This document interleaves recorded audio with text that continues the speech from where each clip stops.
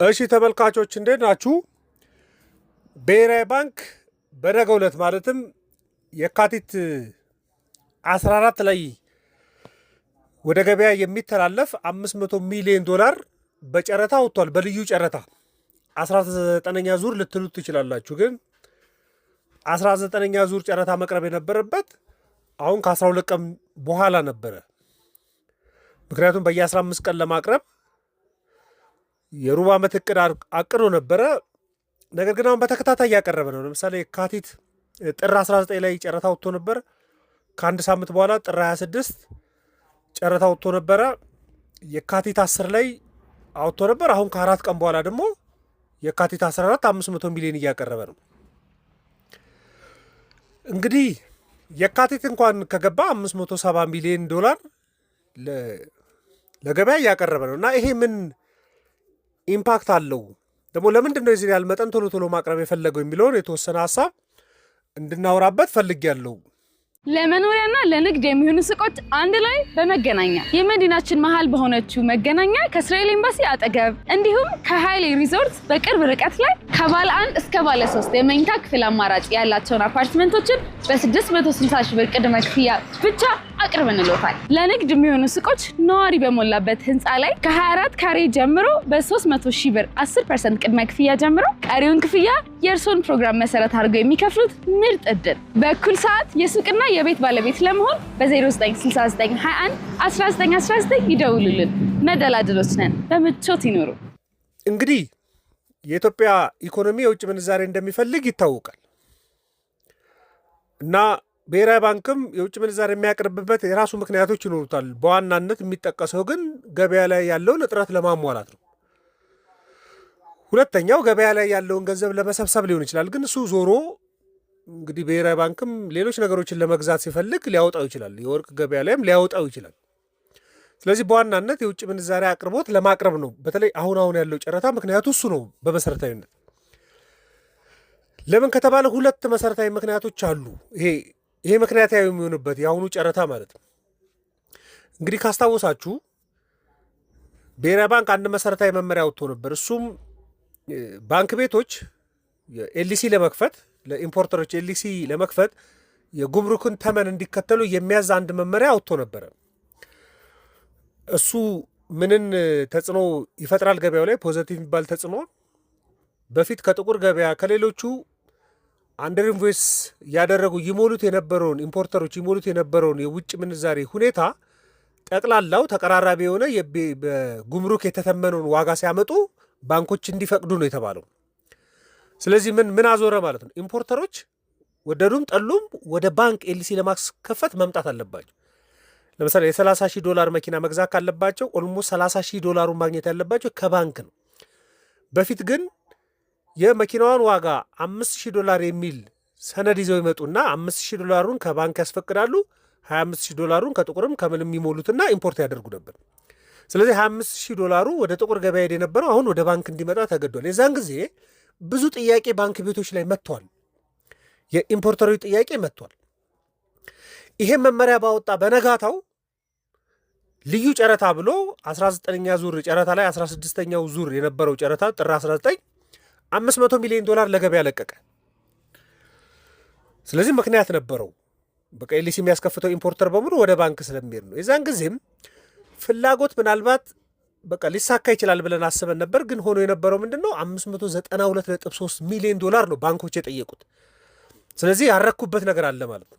በ92 ሚሊዮን ጭማሪ ያሳያል። ስለዚህ ስቲል ፍላጎት እንዳለ ነበር ያሳየ ነበረው። ዋጋም አልወረደም። 15ኛ ዙር ከነበረው እንዳውም በተወሰነ ሳንቲም መጨመር ነው አሳይቶ ነበረው ዋጋ ይቀንሳል ሲባል፣ ምክንያቱም ብዙ ጥያቄ ስለነበረባቸው። ከዛ ደግሞ መደበኛውን ጊዜ ጠብቆ 18ኛ ዙር ጨረታ ወጥቶ ነበር የካቲት 10 ከ4 ቀን በፊት ከዚህ መመሪያ በኋላ ማለት ነው። አሁን እሱን ጨረታ ከማውጣቱ በፊት ግን ሌላ ደግሞ ያስተካከለው ጉዳይ አለ፣ ገበያው የውጭ ምንዛሬ እንዲፈልግ የሚያደርግ ማለት ነው። እሱ ምንድን ነው? 19 የውጭ ምንዛሬ ማሻሻያዎችን አድርጎ ነበር። በዋናነት ኤክስፖርተሮች የሚያገኙትን የውጭ ምንዛሬ ራሳቸው እንዲጠቀሙት የሚያዘው አንድ ነው። ግን ሶስቱ ደግሞ መሰረታዊ ያሉ አንድ ኢትዮጵያዊ የውጭ ምንዛሬ በሌጋል በህጋዊ መልኩ ውጭ ሀገር ላሉ ሰዎች መላክ የሚችልበት ፍቃድ ተሰጥቷል እስከ $3000።